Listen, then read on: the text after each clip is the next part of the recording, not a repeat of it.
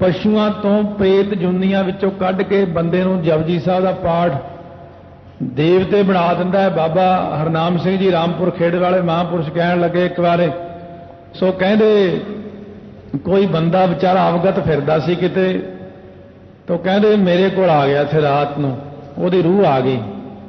कहना बाबा जी मैं कई थाई भटकिया, मेरा कोई भला नहीं करता, जे तुसी मेरा भला कर दिओ। कहंदे मैनूं तरस आ गया भी चल बेचारा भटकदा फिरदा। बाबा जी कहंदे मैं ना जपजी साहब का पाठ शुरू कर लिया।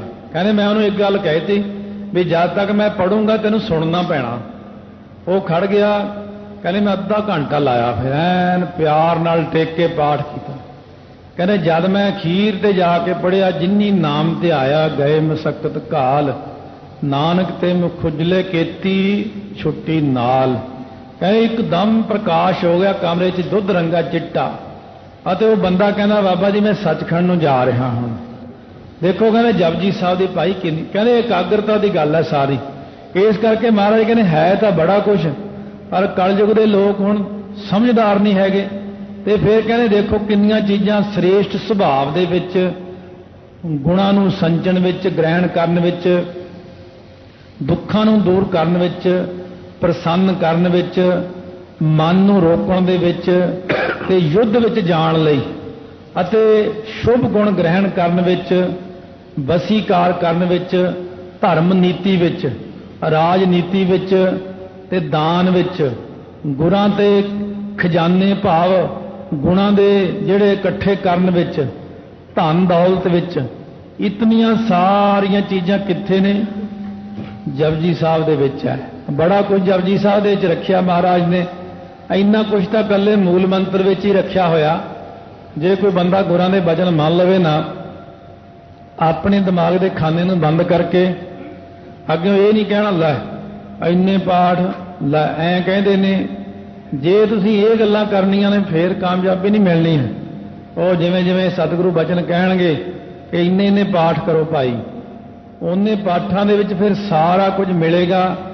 जे बंदे दी रहत बहत ठीक होवेगी तां। सुन कै संगत बोर सुनायो, सुपने में सलोक सिख आयो। सुन के संगत नूं फिर सुनाया कि सुपने दे विच देखो भाई गुरां ने सिख नूं सलोक सुनाया। जिहा जिहा बंदा हुंदा, पंडित सी, विद्वान सी, गुरां ने इहनूं सहसकिरती, जे आपां कहीए गुरां ने इहनूं संस्कृत सुनाता। संस्कृति गुरां नूं की औखी है, वैसे भी तो महाराज ने उचारे ही है। इस करके सहस्कृति उच्चारण की पहले पातशाह ने, सहस्कृति उच्चारण की पंजवें पातशाह ने। कतंच माता कतंच पिता कतंच बनता विनोद सुत है। उन्होंने कोई औखा नहीं, महाराज जो मर्जी बोल देन, जिहड़ी मर्जी भाषा बोल लैण, क्योंकि वो भाषा बनाउण वाले आप ने। इस करके सतगुरु जी ने कहा देखो भाई साध संगत, ਇਹ ਸਿੱਖ ਨੇ ਸ਼ਰਧਾ ਕੀਤੀ ਹੈ ਤੇ ਗੁਰੂ ਨਾਨਕ ਦੇਵ ਜੀ ਨੇ ਇਹਨੂੰ ਬਖਸ਼ਿਸ਼ ਕੀਤੀ ਹੈ। ਭਾਵ ਅਰਥ ਇਸ ਕੋ ਸਮਝਾਵੋ, ਕਹਿ ਸ਼੍ਰੀ ਮੁਕਤੇ ਆਪ ਸੁਣਾਵੋ। ਕਹਿੰਦੇ ਇਹਦਾ ਜਿਹੜਾ ਭਾਵ ਅਰਥ ਹੈ ਬਰੀਕੀ ਚ ਸਮਝਾਓ, ਜਾਂ ਸ਼੍ਰੋਮਣੀ ਮੁਖ ਵਿੱਚੋਂ ਆਪ ਸੁਣਾਓ ਜੀ। ਸੁਣ ਕਲਗੀ ਤਰ ਉਚਰਿਓ ਨੀਕੋ, जानो परम मंत्र जप जी को। महाराज ने अपने मुखार बिंचों संगत नूं सुनाया, कहते जेड़ा जानो, जेड़ा जपजी साहब है ना, परम मंत्र है ये, सारियां नालों वड्डा श्रोमणी मंत्र। जदों सिद्धा ने आके गुरु नानक देव जी वेले, जदों गुरु अंगद देव जी ने गुरता गद्दी की प्राप्ति हो गई, सिद्धा ने कहा चलो आपां गुरु अंगद देव जी नूं जाके चर्चा विच हराइए। गल्लां बातां करन लग पे, बचन बिलास सुनदियां कहने जी थोड़ा माड़ा मंत्र किहड़ा है। उस वक्त हले महाराज उत्थे ही सीगे करतारपुर साहब। गुरु नानक देव जी नूं बेनती करन लगे, महाराज जी सिद्धा ने प्रश्न किया कि अपना माड़ा मंत्र किहड़ा है। महाराज सच्चे पातशाह कहन लगे अपना माड़ा मंत्र जपजी साहब का पाठ है। इस करके जपजी साहब का जिहड़ा पाठ है ना, वो 10वें पातशाह महाराज कहते गुरसिखो ये परम मंत्र है, सारियां नालों श्रोमणी है। किसी ब्रह्म ज्ञानी महापुरुष ने कथन किया है कहते ਜਿਹੜਾ सिख 25 पाठ जपजी साहब ਦੇ रोज करदा ना परलोक तक ਉਹਦੇ कोई कारज नहीं ਜਿਹੜਾ ना होवे, सारे कारज बन जाते हैं, हरेक काम बन जाता है। पर आपां पुठियां कामां विच टाइम लाउण नूं ज़्यादा तैयार रहने हैं। सीधे काम विच जे कि 25 पाठ करने फिर आपां घबरा जाते हैं। नहीं, जे आपां गुरां तो अरदास करके आगा लै लईए ना, सतगुरु बड़ी किरपा करते हैं। जी तो गुरां ने पाठ करवाने ने उदों करवा ही लैणे ने। इस करके कोशिश करो ज़्यादा तो ज़्यादा जे बाणी पढ़ी जावे और शुद्ध पढ़ी जावे, मर्यादा रख के पढ़ी जावे, ਤਾਂ ਸਤਿਗੁਰੂ ਬਹੁਤਾ ਫਲ ਦਿੰਦੇ ਹਨ। ਹੈ ਮਾਨਸੀ ਅਛਰ ਪੰਚੀ ਅਛਰ ਬਾਂਛਤ ਦੇ ਸਿਮਰਿਓ ਜਿਨ ਰਿਦ ਧਰ। ਜਿਨ੍ਹਾਂ ਨੇ ਇਹ ਮਾਨਸੀ ਤੋਂ ਮਤਲਬ ਹੈ ਕਿ ਮਨ ਬਾਂਛਤ ਫਲ ਦੇਣ ਵਾਲਾ ਹੈ, ਮਨ ਨਾਲ ਜਪਣ ਵਾਲਾ ਹੈ। ਪਹਿਲੇ ਜਿਹੜੇ ਅੱਖਰ ਨੇ ਨਾ 25, ਉਹਨਾਂ ਦਾ ਵਚਨ ਕਰਦੇ ਨੇ ਕਿ ਭਾਵ ਇੱਕ ਓੰਕਾਰ ਨੂੰ ਇੱਕ ਗਿਣ ਕੇ ਇਸੇ ਪ੍ਰਕਾਰ ਸਹਿ ਭੰਗ ਤੱਕ 25 ਅੱਖਰ ਬਣਦੇ ਨੇ ਤੇ ਗੁਰਪ੍ਰਸਾਦ ਤੱਕ ਇਹ ਸੰਪੂਰਨ ਹੋ ਜਾਂਦੇ ਜਾ ਕੇ। ਕਹਿੰਦੇ ਜਿਨ੍ਹਾਂ ਨੇ ਆਪਣੇ ਮਨ ਦੇ ਅੰਦਰ ਇਹਨੂੰ ਧਾਰਨ ਕਰਕੇ ਜਪਿਆ ਹੈ ਨਾ, ਜਿਨ੍ਹਾਂ ਨੇ ਵੀ ਜਾਪ ਕੀਤਾ ਹੈ, ਉਹਨਾਂ ਦੇ ਸਾਰੇ ਜਿੰਨੇ ਮਨ ਬਾਂਛਤ ਫਲ ਨੇ। ਅੱਜ ਦੇ ਯੁੱਗ ਵਿੱਚ ਇਹ ਦੋ ਗੱਲਾਂ ਨੇ, ਮੂਲ ਮੰਤਰ ਕਿੱਥੋਂ ਤੱਕ ਹੈ, ਕੋਈ ਕਹਿੰਦਾ ਇੱਥੋਂ ਤੱਕ, ਕੋਈ ਇੱਥੋਂ ਤੱਕ ਹੈ। ਪਰ ਇਹਨਾਂ ਦੋਨਾਂ ਨੂੰ ਖੜੇ ਕਰਕੇ ਪੁੱਛੋ ਤੂੰ ਕਦੇ ਮੂਲ ਮੰਤਰ ਦਾ ਜਾਪ ਵੀ ਕੀਤਾ ਕਿ ਰੌਲਾ ਪਾਉਣ ਨੂੰ? ਤੁਸੀਂ ਸਾਰੇ ਜਾਣੇ ਰੌਲਾ ਬੜਾ ਪਾਉਣਗੇ, ਇੱਥੋਂ ਤੱਕ ਪਾਠ ਹੈ, ਉਹ ਕਹਿੰਦਾ ਇੱਥੋਂ ਤੱਕ ਹੈ। ਫਿਰ ਦੋਨੋਂ ਜਣੇ ਆਪਣੇ ਡਾਂਗ ਛੋਟੇ ਕੱਢ ਲੈਂਦੇ ਨੇ। ਬਸ ਇਹੀ ਸਿੱਖੀ ਹੈ, ਦੋਨਾਂ ਨੂੰ ਅਕਲ ਨਹੀਂ ਹੈ। ਉਹ ਜਿੱਥੇ ਤੱਕ ਜਪਣਾ ਜਪੀ ਜਾਓ, ਕੱਲਾ ਇੱਕ ਓੰਕਾਰ ਹੀ ਕਹੀ ਜਾਓ ਤਾਂ ਵੀ ਪ੍ਰਕਾਸ਼ ਹੋ ਜਾਂਦਾ, ਕੱਲਾ ਵਾਹਿਗੁਰੂ ਕੋਈ ਤਾਂ ਪ੍ਰਕਾਸ਼ ਹੋ ਜਾਂਦਾ। ਗੱਲ ਤਾਂ ਜਪਣ ਦੀ ਹੈ। ਜਪਿਆ ਕਿਹਨੇ ਹੈ ਤੁਹਾਡੇ ਚੋਂ? ਮੂਲ ਮੰਤਰ ਦੀਆਂ ਕਿੰਨੀਆਂ ਮਾਲਾ ਰੋਜ਼ ਕਰਦੇ ਹੋ? ਕਹਿੰਦੇ ਉਹ ਤਾਂ ਨਹੀਂ ਅਸੀਂ ਕਰਦੇ, ਪਰ ਮੂਲ ਮੰਤਰ ਇੱਥੇ ਤੱਕ ਹੈ, ਬਸ ਅਸੀਂ ਤਾਂ ਇੰਨੀ ਗੱਲ ਜਾਣਦੇ ਹਾਂ।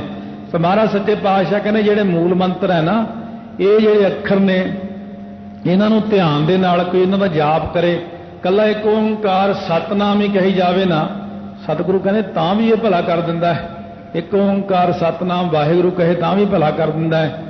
ਇਸ ਕਰਕੇ ਤੁਸੀਂ ਜਪੋ ਸਹੀ, ਜਿੰਨਾ ਕਿ ਤੁਹਾਡਾ ਮਨ ਲੱਗਦਾ ਹੈ। ਵੈਸੇ ਤਾਂ ਆਪਾਂ ਨੂੰ ਹੁਣ ਪੰਜਾਂ ਪਿਆਰਿਆਂ ਨੇ ਦੇ ਦਿੱਤਾ ਨਾ ਮੂਲ ਮੰਤਰ, ਜਿੰਨਾ ਜਿਹਨੂੰ ਜਿੱਥੋਂ ਤੱਕ ਮਿਲਿਆ, ਜਿਹਨੂੰ ਪੰਜ ਪਿਆਰਿਆਂ ਨੇ ਜਿੰਨਾ ਜਿੰਨਾ ਦੇ ਦਿੱਤਾ ਓਨਾ ਹੀ ਜਪੀ ਜਾਓ, ਰੌਲਾ ਨਾ ਪਾਓ, ਵਿਵਾਦ ਨਾ ਕਰੋ, ਇਸ ਕਰਕੇ ਝਗੜਾ ਨਾ ਕਰੋ, ਪਿਆਰ ਨਾਲ ਰਹੋ ਆਪਸ ਦੇ ਵਿੱਚ।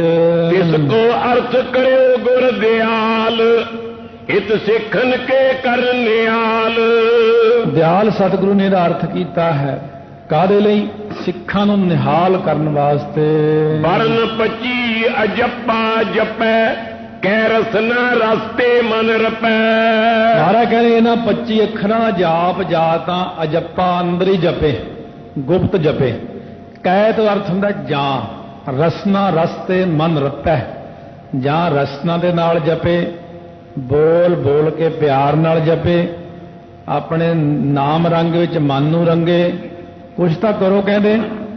ਇਸ ਕਰਕੇ ਸਤਿਗੁਰੂ ਮਹਾਰਾਜ ਕਹਿੰਦੇ ਨੇ ਰਸਨਾ ਨਾਲ ਬੋਲ ਬੋਲ ਕੇ ਜਪ ਲਓ, ਕੰਨਾਂ ਨਾਲ ਸੁਣੀ ਜਾਓ, ਜਾਂ ਫਿਰ ਚਿੰਤਨ ਕਰਨਾ ਅੰਦਰ ਬਿਨਾਂ ਬੋਲਿਆਂ, ਸਾਰੇ ਧਿਆਨ ਹਟਾ ਕੇ। ਇਹ ਔਖਾ ਹੈ, ਜਿਹੜਾ ਅੰਦਰ ਅੰਦਰ ਜਪਣਾ ਔਖਾ ਲੱਗਦਾ ਪਹਿਲਾਂ। ਇਸ ਕਰਕੇ ਮੂੰਹ ਦੇ ਨਾਲ ਬੋਲ ਕੇ ਜਾਪ ਕਰੋ। ਤਿਸਤੇ ਦੁਖਨ ਦੁਖ ਰੁਜਤੀਨ, ਬਾਤ ਪਿੱਤ ਕਫ ਕਰਤਾ ਹੀਨ। ਹੁਣ ਇਹਦੇ ਨਾਲ ਜਿਹੜਾ ਨਾ ਮੂਲ ਮੰਤਰ ਦਾ ਪਾਠ ਕਰਨ ਦੇ ਨਾਲ ਕਿਹੜੇ ਕਿਹੜੇ ਉਹਦੇ ਨਾਲ ਦੁੱਖ ਤਿੰਨ 9 ਚੀਜ਼ਾਂ ਖਤਮ ਹੋਈਆਂ ਇੱਥੇ। ਕਿਹੜੀਆਂ ਕਿਹੜੀਆਂ? ਇੱਕ ਤਾਂ ਦੁੱਖਨ ਮਨ ਬਾਣੀ ਸਰੀਰ ਕਰਕੇ ਜਿਹੜੇ ਦੋਸ਼ ਨੇ ਮੁੱਕਦੇ ਨੇ ਇੱਕ ਤਾਂ, ਤੇ ਇੱਕ ਜਿਹੜਾ ਹੈ ਦੁੱਖ ਦੂਰ ਹੁੰਦੇ ਨੇ, ਉਹ ਹੁੰਦੇ ਨੇ ਰੁਜ 3।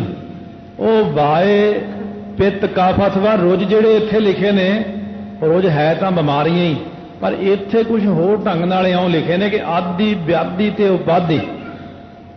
ਆਦਿ ਜਿਹੜੇ ਮਨ ਆਸਰੇ ਨੇ, ਗਮ ਚਿੰਤਾ ਸੋਗ ਫਿਕਰ। ਵਿਆਧੀ ਹੁੰਦੀ ਹੈ ਸਰੀਰ ਉੱਤੇ ਫੋੜਾ ਫਿਣਸੀ ਬੁਖਾਰ ਆਦਿਕ। ਉਪਾਧੀ ਹੁੰਦੀ ਆ ਪ੍ਰੇਤ, ਪੀੜਾ, ਡਾਂਗ, ਸੁੱਟ ਆਦਿਕ ਬਾਹਰੋਂ ਹੋ ਜਾਣਾ। 3 ਪ੍ਰਕਾਰ ਦੀਆਂ ਆਦਿ, ਵਿਆਧੀ, ਉਪਾਧੀ, ਇਹ ਵੀ 3 ਨੇ। 3 ਹੋਰ ਚੀਜ਼ਾਂ ਨੇ, ਉਹ ਬਾਤ, ਪਿੱਤ ਤੇ ਕਫ। ਵਾਏ, ਪਿੱਤ ਤੇ ਕਫ ਤਿੰਨੇ ਚੀਜ਼ਾਂ ਸਰੀਰ ਨੂੰ ਖਰਾਬ ਕਰਦੀਆਂ ਨੇ। ਇਸ ਕਰਕੇ ਕਹਿੰਦੇ ਨੇ ਲੋਭੀ ਬੰਦਾ ਬਾਈ ਉਹਦੇ 'ਤੇ ਜ਼ਿਆਦਾ ਵੱਧ ਜਾਂਦੀ ਹੈ, ਕ੍ਰੋਧੀ ਵਿੱਚ ਪਿੱਤ ਜ਼ਿਆਦਾ ਵੱਧ ਜਾਂਦੀ ਹੈ, ਕਾਮੀ ਵਿੱਚ ਕਫ ਜ਼ਿਆਦਾ ਵੱਧ ਜਾਂਦੀ ਹੈ। ਇਹ 3 ਤੀਏ 9 ਤੇ ਅੱਗੇ 3 ਹੋਰ ਰਲ ਕੇ ਆ ਕੇ 5 ਹੀ ਲਾ ਲਓ। ਕਾਮ, ਕ੍ਰੋਧ, ਲੋਭ, ਮੋਹ, ਹੰਕਾਰ, ਇਹਨਾਂ ਸਾਰਿਆਂ ਨੂੰ ਹੀ ਮੂਲ ਮੰਤਰ ਦਾ ਪਾਠ ਨਿਵਰਤ ਕਰ ਦਿੰਦਾ, ਅਥਵਾ ਜਪਜੀ ਸਾਹਿਬ ਦਾ ਪਾਠ ਇਹਨਾਂ ਸਾਰਿਆਂ ਨੂੰ ਨਿਵਰਤ ਕਰ ਦਿੰਦਾ। ਪਰ ਜੇ ਕੋਈ ਬੰਦਾ ਕਰੇ, ਜੇ ਕੋਈ ਮਿਹਨਤ ਕਰੇ, ਜੇ ਕੋਈ ਬੰਦਾ ਅਭਿਆਸ ਕਰੇ, ਜੇ ਕੋਈ ਬੰਦਾ ਆਖੇ ਲੱਗ ਜੇ, ਤਾਂ ਜੇ ਆਪਣੀਆਂ ਮਨਮਰਜ਼ੀਆਂ ਕਰਨੀਆਂ ਵੀ ਅਸੀਂ ਪੜ੍ਹੇ ਲਿਖੇ ਆ, ਸਾਨੂੰ ਬੜਾ ਗਿਆਨ ਹੈ, ਫਿਰ ਤਾਂ ਇੱਥੇ ਵੀ ਆਉਣ ਦੀ ਆਪਾਂ ਲੋੜ ਹੀ ਨਹੀਂ, ਖਰੇ ਲੋੜ ਹੀ ਨਹੀਂ, ਕਿਉਂਕਿ ਗਿਆਨ ਹੀ ਪਹਿਲਾਂ ਬੜਾ। ਇਹ ਗੱਲ ਨਹੀਂ, ਆਪਾਂ ਸਿਰਫ ਸੁਣਨ ਆਏ ਆ, ਮੰਨਣ ਆਏ ਆ, ਕਮਾਉਣ ਵਾਸਤੇ ਇੱਥੇ ਆਏ ਹਾਂ। ਮੁਕਤ ਜੁਗਤ ਉੱਤਮ ਪਦ ਪਾਵੈ, ਸੁਖੀ ਹੋਏ ਨ ਅਵਗਤ ਜਾਵੈ। ਮਹਾਰਾਜ ਕਹਿੰਦੇ ਉਹਨੂੰ ਮੁਕਤੀ ਦੀ ਜੁਗਤੀ ਪ੍ਰਾਪਤ ਹੋ ਜਾਂਦੀ, ਉੱਤਮ ਪਦਵੀ ਮਿਲ ਜਾਂਦੀ, ਸੁਖੀ ਹੋਏ ਨ ਅਵਗਤ ਜਾਵੈ। ਅਵਗਤ ਨਹੀਂ ਜਾਂਦਾ, ਐਵੇਂ ਆਵਾ ਗਾਉਣ 'ਚ ਨਹੀਂ ਤੁਰਿਆ ਫਿਰਦਾ, ਬੇਗਤਾ ਨਹੀਂ ਮਰਦਾ, ਸੁਖੀ ਹੋ ਜਾਂਦਾ ਹੈ। ਜਪਜੀ ਸਾਹਿਬ ਦੀ ਮਹਿਮਾ ਆਪਾਂ ਸਮਝੀ ਨਹੀਂ ਹਲੇ ਤੱਕ। ਆ ਕੇ ਜਦੋਂ ਬਹਾਦਰ ਸ਼ਾਹ ਨੇ ਹੋਣਾ ਸੀ, ਮਹਾਰਾਜ ਕੋਲ ਬੇਨਤੀ ਕੀਤੀ 8ਵੇਂ ਪਾਤਸ਼ਾਹ ਕੋਲ, ਤੇ ਮਹਾਰਾਜ ਬਹੁਤ ਪਰੇਸ਼ਾਨ ਹੈ, ਨਰੰਗੇ ਦੀ ਰਾਣੀ।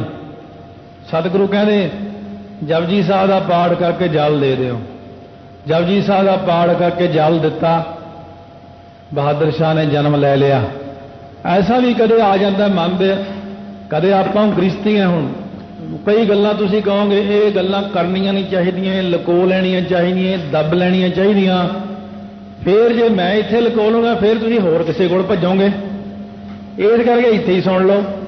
ਐਸਾ ਹੋਵੇ ਕਿਤੇ ਕੋਈ ਘਰ ਦੇ ਵਿੱਚ ਬਾਲਕ ਨੇ ਜਨਮ ਲੈਣਾ ਹੋਵੇ ਤੇ ਅਟਕ ਪਈ ਹੋਵੇ, ਬਾਲਕ ਜਨਮ ਨਹੀਂ ਲੈਂਦਾ, ਸਾਰੇ ਬੜੇ ਪਰੇਸ਼ਾਨ ਨੇ। ਕਿਰਪਾਨ ਲੈ ਕੇ ਮਾਂਜ ਕੇ ਇੱਕ ਕੌਲੇ 'ਚ ਪਾਣੀ ਲੈ ਲਓ ਥੋੜਾ ਜਿਹਾ, ਉਹਦੇ ਵਿੱਚ ਕਿਰਪਾਨ ਫੇਰੀ ਜਾਓ, ਜਪਜੀ ਸਾਹਿਬ ਪੜ੍ਹੀ ਜਾਓ, ਉਹ ਜਲ ਉਹ ਬੀਬੀ ਨੂੰ ਛਕਾ ਦਿਓ, ਬਾਲਕ ਜਨਮ ਲੈ ਲਵੇਗਾ ਸੌਖਾ ਹੀ। ਕਿਉਂ?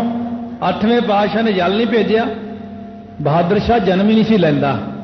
ਮਹਾਰਾਜ ਸੱਚੇ ਪਾਤਸ਼ਾਹ ਹੱਸ ਕੇ ਕਹਿੰਦੇ ਉਡੀਕ ਰਿਹਾ ਸਾਨੂੰ।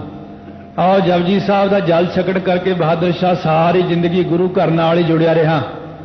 ਮਹਾਰਾਜ ਕਹਿੰਦੇ ਜਿਹੜਾ ਜੰਮਣ ਤੋਂ ਪਹਿਲਾਂ ਹੀ ਜਪਜੀ ਸਾਹਿਬ ਦਾ ਜਲ ਛਕ ਲਵੇ, ਜਿਹਦੀ ਮਾਤਾ ਛਕ ਲਵੇ।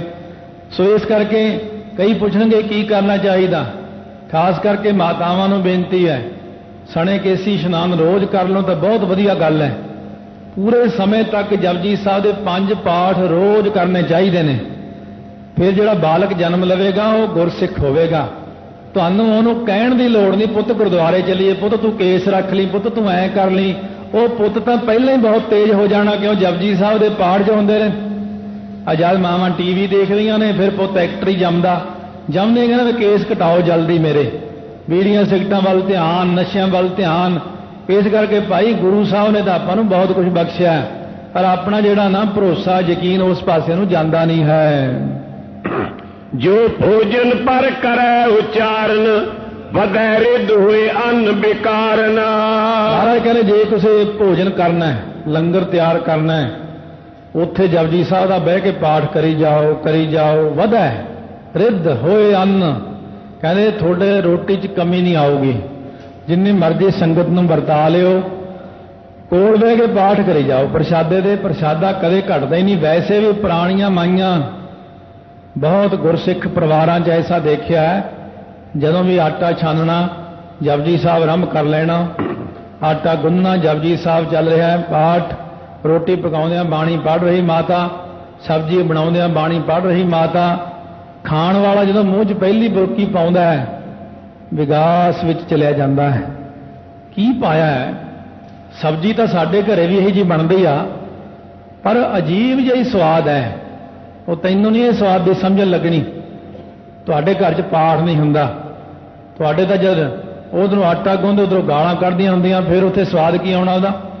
ਇਸ ਕਰਕੇ ਮਹਾਰਾਜ ਸੱਚੇ ਪਾਤਸ਼ਾਹ ਕਹਿੰਦੇ ਜੇ ਤੁਸੀਂ कोई भी काम करना, ताइयों कहने 24 घंटे नाम जपी जाओ, बाणी पढ़ी जाओ, हरेक चीज़ उत्ते प्रभाव पैंदा है। कणक दे बीजण तो लैके वढण तक, वढण तो लैके पिसाउण तक, रोटी बनाउण तक पुराने समय सिख पाठ करते हुंदे सी, हुण तां कोई भी नहीं करता है। इस करके सतगुरु महाराज सच्चे पातशाह कहंदे ने रिद्ध सिद्ध वरस जांदी जपजी साहब नाल, किसी गल दा घाटा नहीं। अन्न विकार ना, वो अन्न थोड़े शरीर विच विकार जां बिगाड़ पैदा नहीं करेगा। आम तौर पर जदों रोटी खाइए, देखो जे ग्रहण करके देख लो, थोड़े दिन गल 2 महीने 3 महीने प्रैक्टिकल कर लो। रोटी खा के एक जपजी साहब का पाठ जरूर कर लिया करो, चाहे वह सवेरे दोपहरे शाम तिन्ने टाइम कर लो। गुरु अमरदास जी वेले रहतनामे जी लिखिया, पहला सिख बहुती बाणी पढ़न वाले जो होंदे सी, जपजी साहब ते आनंद साहब रोटी तो पहला पढ़िया करते सवेरे। पहला 5 जपजी साहब, 5 आनंद साहब सवेरे। दोपहर फिर या रोटी का टाइम होना, पहला जपजी साहब आनंद साहब पढ़ के रोटी खा के फिर एक जपजी साहब फिर आनंद साहब पढ़ते होंगे।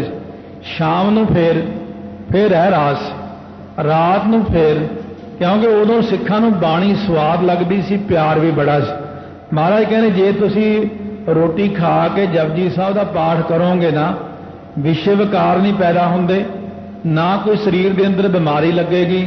इस तरह करके देखना चाहिए है। सुख सो पचै न रुज उपजावे, काल रहत हुए दुख मिटावे। महाराज कहने सुख दे नाल रोटी पचेगी, रोज हुंदी कोई बीमारी जिहड़ी पिछे कह के आए ने, सो जिहड़ियां बाए पित्त कफ नहीं पैदा हुंदी, आदि व्याधि उपाधि पैदा नहीं हुंदी, ते काल रहत होए दुख मिटावे, भाव लंबी उम्र वाला हो जाता है, अरोग हो जाता है। मौत उन्होंने लैण नहीं आउंदी, फिर क्यों मौत ने उत्थे की लैण आउणा है। इन्हां चीज़ां दा आपसी संबंध बहुत है, अन्न दा, सो अपने शरीर के स्वासां दा ते मन दा, पानी दा, खाण पीण दा। ये चीज़ां जाके अगे आ तां सकदियां, वेदांत की कथा जद आवेगी, पर वो महाराज की मर्जी ते आ कि वो कथा अपने कर्मां च है कि नहीं है। सो इस ढंग दे नाल, क्योंकि सतगुरु महाराज मेहर करन जिवें महाराज नूं भावे। पर यह चीज़ है कि आपां ये गल जरूर देख लैनी कि इत्थे सतगुरां ने कहा, क्योंकि रोटी अपने मेदे विच 4 घंटे रहिंदी है, 4 घंटे रोटी रहिंदी ते बाणी नाल नाल पढ़ी जाइए, जपजी साहब का पाठ हो जाए, वो रोटी उही अमृत रूप हो जाती है। जब रोटी खाते हैं, टीवी देखते हैं, उही रोटी जहर बन जाती है, वो विषय विकार पैदा कर देती मन के अंदर। इस करके थोड़ा जिहा इन्हां गल्लां वल ध्यान देंदे होए घट्टो घट्ट जिन्ने संगत विच आउंदे हो, वो रोटी खाण लग्गियां पाठ विच थोड़ा ध्यान दिओ, रोटी खांदे टीवी ना देखा करो। दर्द लाभ में धर्म विचारा, बीच उदासी के सुखकारा। महाराज कहने देखो जपजी साहब का पाठ है, मूल मंत्र का पाठ है, ये सहाई किवें हुंदा जपजी साहब। कहने दर्ब लाभ, जे पैसे के लाभ लई पढ़ना जपजी साहब पैसे का लाभ हुंदा है, जे धर्म नूं कमाउणा तां धर्म दे विच लाभ हुंदा है, जे विरागवान बिरती करनी है तो उहदे विच सुख दे देण विच, आत्मक आनंद विच जपजी साहब का पाठ आनंद बख्शिश करता है। स्त्री ब्याहन सुत उपजंते, देश विदेशन को गमनंते। सो ब्याह दे कारज कोई छोटी जी गल नहीं है, ब्याह एक जिंदगी पूरी का मसला है। भगत धन्ने ने रब नूं की कहा, कहते घर की गीहिन चंगी, जन धन्ना लेवा मंगी। रब्बा ऐसी स्त्री दई जो बाणी पढ़े, जो क्योंकि मुख रूप विच घर नूं चलाउण वाली तां स्त्री हुंदी है। जे मां 5 बाणियां पढ़दी है, मां सुखमनी साहब पढ़दी है, जे माता बच्चे दी गुरद्वारा साहब आउंदी है, तां समझो सारा परिवार ही तर गया, बच्चे उसे पासे नूं चल पैंदे ने, परिवार ठीक है। इसे करके सतगुरु कहते ये कोई हासे मखौल की गल नहीं, कि साडी माता साहब कौर साडे सिर ते है, तां असीं भी चंगे बच्चे हैं, उन्हां दे बनन की कोशिश भी करते हैं। इस करके महाराज कहने ब्याह शादी लिए भी जपजी साहब के पाठ करो भाई, और जे इस विच मंगो भी कि महाराज चंगे संयोग मिलन, जिथे सिख गुरसिख परिवार मिले। सुत उपजंते जिहड़ा है पुत्र दे पैदा होने लई पुत्र वास्ते पाठ करे। देश विदेश नूं जाना होवे, कोई देश विदेश जाण दा अड़िक्का पै जांदा होवे, ਤੇ ਜਪਜੀ ਸਾਹਿਬ ਦੇ ਪਾਠ ਕਰੋ, ਜ਼ਿਆਦਾ ਕਰੋ। ਜਿੰਨਾ ਕੁ ਵੱਡਾ ਕੰਮ ਹੈ, ਜਿੱਥੇ 100 ਪਾਠਾਂ ਨਾਲ ਗੱਲ ਬਣ 100 ਕਰ ਲਓ, 5000 ਪਾਠ ਕਰਨਾ 5000 ਕਰ ਲਓ। ਮਹਾਰਾਜ ਕਹਿੰਦੇ ਜਿੰਨਾ ਤੁਸੀਂ ਜ਼ਿਆਦਾ ਬਾਣੀ ਪੜ੍ਹੀ ਜਾਓਗੇ ਉਨਾ ਹੀ ਕਿਰਪਾ ਹੁੰਦੀ ਜਾਵੇਗੀ। युद्ध चढ़न ने शस्त्र प्रहारन हुन अरोडन बाजी बारन। युद्ध ਵਿੱਚ ਚੜ੍ਹਨਾ, ਜੰਗ ਵਿੱਚ ਜਾਣਾ ਤਾਂ ਵੀ ਜਪਜੀ ਸਾਹਿਬ ਦੀ ਕਿਰਪਾ ਹੁੰਦੀ ਹੈ। ਸੋ ਇਸੇ ਪ੍ਰਕਾਰ ਸ਼ਸਤਰ ਚਲਾਉਣਾ, ਸ਼ਸਤਰ ਦਾ ਵਾਰ ਨਹੀਂ ਹੋਣ ਦਿੰਦਾ ਜਪਜੀ ਸਾਹਿਬ। ਘੋੜੇ ਤੇ ਸਵਾਰ ਹੋਣਾ, ਹਾਥੀ ਤੇ ਸਵਾਰ ਹੋਣਾ।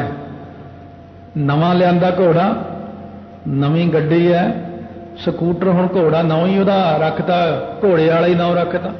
ਇਸ ਕਰਕੇ ਕਾਰ ਲਿਆਂਦੀ ਹੈ ਬਈ ਕਾਰ। ਪਹਿਲਾਂ ਮਹਾਰਾਜ ਸੱਚੇ ਪਾਤਸ਼ਾਹ ਦੀ ਹਜ਼ੂਰੀ ਚ ਆਉਣਾ, ਬਹਿ ਕੇ ਵਿੱਚ ਪਾਠ ਕਰਨਾ। ਇਸੇ ਤਰ੍ਹਾਂ ਸਤਿਗੁਰੂ ਨੇ ਘੋੜਾ, ਹਾਥੀ, ਕੋਈ ਵੀ ਚੀਜ਼ ਖਰੀਦਦੇ ਆ, ਮਕਾਨ ਬਣਾਉਂਦੇ ਆ, ਪਹਿਲਾਂ ਪ੍ਰਕਾਸ਼ ਕਰਦੇ ਮਹਾਰਾਜ ਦਾ। ਪਾਵਨ ਪਵਿੱਤਰ ਸ਼੍ਰੀ ਅਖੰਡ ਪਾਠ ਸਾਹਿਬ, ਕੀਰਤਨ, ਸੰਗਤ ਦੇ ਚਰਨ ਪੈਂਦੇ ਨੇ, ਫਿਰ ਉਹ ਭਾਗਾਂ ਵਾਲਾ ਹੋ ਜਾਂਦਾ ਸਥਾਨ। ਜਿੱਥੇ ਜਾਏ ਬਹਿ ਮੇਰਾ ਸਤਿਗੁਰੂ ਸੋ ਥਾਨ ਸੁਹਾਵਾ ਰਾਮ ਰਾਜੇ। ਇਸੇ ਪ੍ਰਕਾਰ ਮਹਾਰਾਜ ਕਹਿੰਦੇ ਭਾਈ ਕੋਈ ਹੋਰ ਵੀ ਜਿਹੜੀ ਕੰਮ ਦੁਨੀਆ ਦਾ ਕੋਈ ਕੰਮ ਹੈ, ਪਹਿਲਾਂ ਜਪਜੀ ਸਾਹਿਬ ਦਾ ਪਾਠ ਕਰ ਲਓ। मस्तक नमर करै गुर आगे फिर प्रतीत कर सिमरन लागे। ਗੁਰਾਂ ਦੇ ਅੱਗੇ ਮੱਥਾ ਟੇਕ ਕੇ ਪਿਆਰ ਸਤਿਕਾਰ ਦੇ ਨਾਲ ਫਿਰ ਦ੍ਰਿੜ ਹੋ ਕੇ ਸਿਮਰਨ ਕਰੇ। ਇਸ ਤਰੀਕੇ ਦੇ ਨਾਲ ਜਪਜੀ ਸਾਹਿਬ ਦਾ ਪਾਠ ਕਰੇ, ਪ੍ਰਤੀਤ ਰੱਖੇ ਆਪਣੇ ਮਨ ਦੇ ਵਿੱਚ, ਪਿਆਰ ਕਰੇ। ਦਸਵੰਦ ਗੁਰੂ ਕੋ ਸਿੱਖ ਕਰਨ ਕੜਾ ਕਰੈ ਸੁ ਭਵਿੱਖ। ਦਸਵੰਦ ਜ਼ਰੂਰ ਕੱਢੋ। ਦਸਵੰਦ ਲਈ ਇੱਕ ਚੀਜ਼ ਲਿਖੀ ਆ ਕਿ ਦਸਵੰਦ, ਜਿਵੇਂ ਕਿਸੇ ਦੇ ਕੰਮ ਬਹੁਤੇ ਅੜਦੇ ਸੀ ਬੰਦੇ ਦੇ, ਜਿਹੜਾ ਕੰਮ ਦੇਖੋ ਅੜ ਗਿਆ, ਜਿਹੜਾ ਕੰਮ ਦੇਖੋ ਅੜ ਗਿਆ, ਕੋਈ ਕੰਮ ਨਾ ਹੋਵੇ। ਉਹ ਕਿਸੇ ਮਹਾਂਪੁਰਸ਼ ਨੂੰ ਕਹਿੰਦਾ ਮੇਰਾ ਕੋਈ ਕੰਮ ਹੀ ਨਹੀਂ ਹੁੰਦਾ। ਮਹਾਂਪੁਰਸ਼ਾਂ ਨੇ 2 ਮਿੰਟ ਅੱਖਾਂ ਬੰਦ ਕੀਤੀਆਂ, ਕਹਿੰਦੇ ਦਸਵੰਦ ਕੱਢਦੇ ਹੋ? ਕਹਿੰਦੇ ਹਾਂ ਜੀ। ਕਹਿੰਦੇ ਦਸਵੰਦ ਜਿਹੜਾ ਕੱਢਦੇ ਹੋ ਕਿੰਨਾ ਕੱਢਦੇ ਹੋ? ਕਹਿੰਦੇ ਇੰਨਾ ਜੀ। ਦਸਵੰਦ ਕਿੱਥੇ ਦਿੰਦੇ ਹੋ? ਕਹਿੰਦੇ ਜੀ ਦਿੱਤਾ ਤਾਂ ਕਿਤੇ ਨਹੀਂ। ਕਿੱਥੇ ਹੈ? ਕਹਿੰਦੇ ਉਹ ਅਸੀਂ ਬੈਂਕ 'ਚ ਜਮ੍ਹਾਂ ਕਰਾਈ ਜਾਂਦੇ ਹਾਂ। ਵਾਹ ਬਈ ਵਾਹ। ਮਹਾਂਪੁਰਸ਼ ਕਹਿੰਦੇ ਫੇ ਕੰਮ ਹੋ ਗਏ? ਕਹਿੰਦੇ ਨਾ ਜੀ। ਉਹ ਕਹਿੰਦੇ ਐ ਕਰੋ, ਕਿੰਨਾ ਦਸਵੰਦ ਹੋ? ਕਹਿੰਦੇ 60,000 ਦਸਵੰਦ ਇਕੱਠਾ ਹੋ ਗਿਆ। ਕਹਿੰਦੇ ਗੁਰਦੁਆਰਾ ਅੰਬ ਸਾਹਿਬ ਪੈਂਦਾ ਮੋਹਾਲੀ, ਕਹਿੰਦੇ ਉੱਥੇ ਦੇ ਦਿਓ, ਸੇਵਾ ਚੱਲਦੀ ਹੈ। ਉਹ ਬੰਦਾ ਕਹਿੰਦਾ ਅਸੀਂ 60,000 ਜਾ ਕੇ ਅੰਬ ਸਾਹਿਬ ਗੁਰਦੁਆਰੇ ਦਸਵੰਦ ਦੇਤਾ। 6 ਮਹੀਨਿਆਂ 'ਚ ਬੱਚੇ ਵੀ ਵਿਆਹੇ ਗਏ, ਨੌਕਰੀਆਂ ਵੀ ਲੱਗ ਗਏ, ਸਾਰੇ ਕੰਮ ਬਣ ਗਏ ਸਾਡੇ। ਕਿਉਂ? ਉਹ ਦਸਵੰਦ ਕੱਢ ਕੇ ਘਰੇ ਨਾ ਰੱਖਿਆ ਕਰੋ। ਦਸਵੰਦ ਕੱਢ ਕੇ ਬੈਂਕ 'ਚ ਨਹੀਂ ਲਿਜਾਣਾ। ਦਸਵੰਦ ਤਾਂ ਇੱਥੇ ਬਹੁਤ ਲੋੜ ਹੈ, ਬਿਲਡਿੰਗ ਬਣ ਰਹੀ ਹੈ, ਲਿਆਓ ਆਪਣਾ ਦਸਵੰਦ, ਐਡਵਾਂਸ ਕੱਢ ਦਿੰਦੇ ਆ, ਤਾਂ ਕਿਹੜੀ ਗੱਲ ਹੈ। ਜੇ ਹੁਣ ਸੋਨੇ ਦੀ ਅੱਜ ਲੋੜ ਹੈ, ਜੇ ਹੋਰ ਚੀਜ਼ ਦੀ ਲੋੜ ਹੈ, ਤੁਸੀਂ ਕਹੋ ਮੇਰੇ ਕੋਲ ਤਾਂ ਇੰਨੇ ਹੈ ਨਹੀਂ। ਕਿਉਂ? ਜੇ ਪਏ ਆ ਤਾਂ ਐਡਵਾਂਸ ਦਸਵੰਦ ਕੱਢ ਲਓ, 2-4 ਮਹੀਨੇ ਦਾ ਇੱਥੇ ਸੇਵਾ ਹੋ ਜਾਏਗੀ। ਇਸ ਕਰਕੇ ਮਹਾਰਾਜ ਸੱਚੇ ਪਾਤਸ਼ਾਹ ਕਹਿੰਦੇ ਦਸਵੰਦ ਜ਼ਰੂਰ ਕੱਢੋ ਭਾਈ।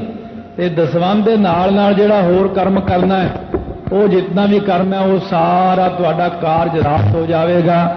ਇਸ ਤਰ੍ਹਾਂ ਸਤਿਗੁਰੂ ਸਮਝਾ ਰਹੇ ਨੇ, ਆਪਾਂ ਸਮਝ ਰਹੇ ਹਾਂ। ਮਹਾਰਾਜ ਕਹਿੰਦੇ ਜੋ ਚੱਲੇਗਾ ਸੋ ਸੁਖ ਪਾਵੇਗਾ। ਦਸਵੰਦ ਤਾਂ ਆਪਣੇ ਲਈ ਬਹੁਤ ਜ਼ਰੂਰੀ ਹੈ।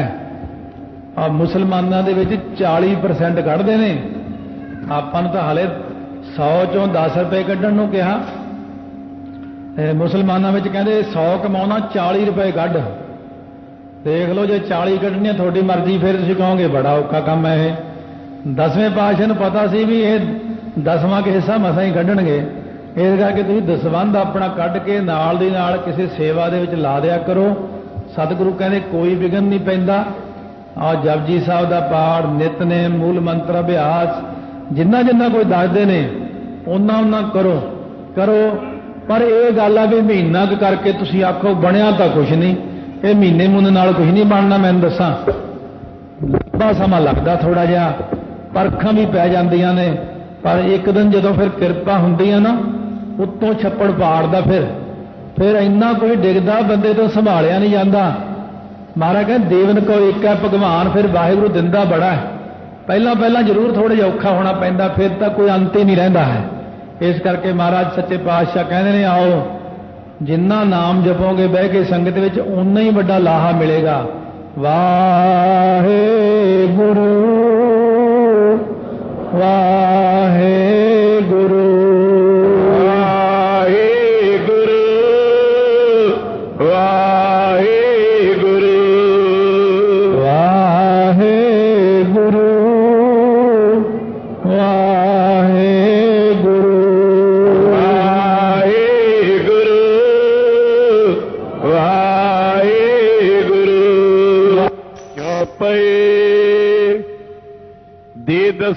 सतगुरु को सिख करन कड़ा करे सो भविख दान दीन लीनी मैं प्राही अत स्वभाव की पलटन माए।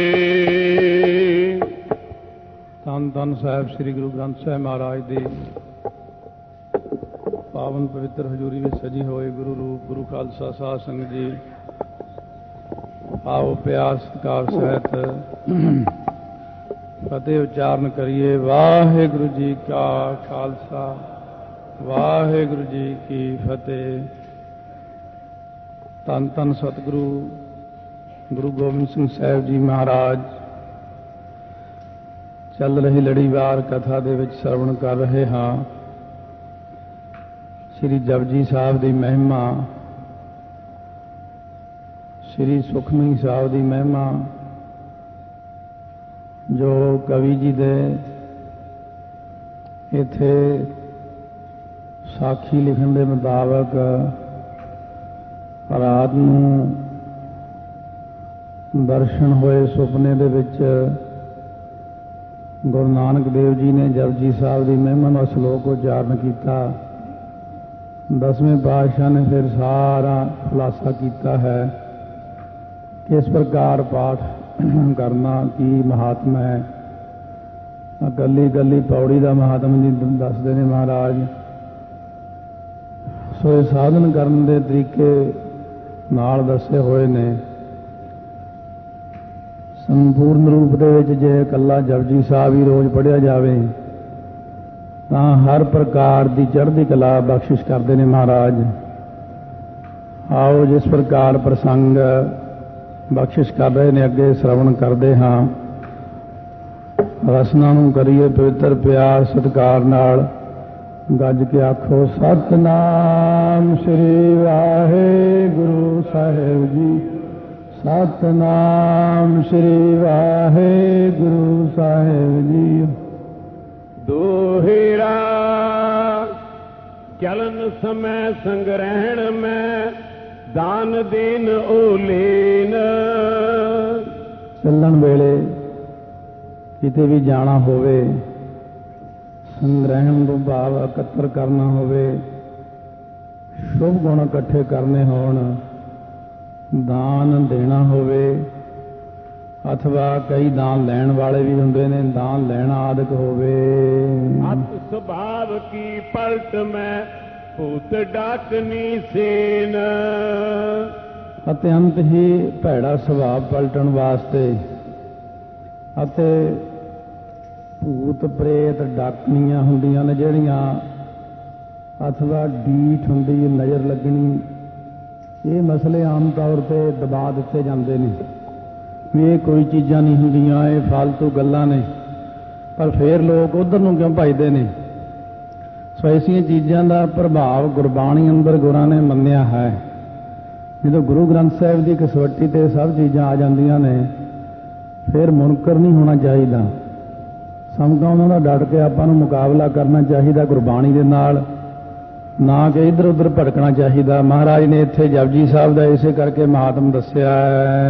मन जीतन रण में धरा राज काज सुख आए।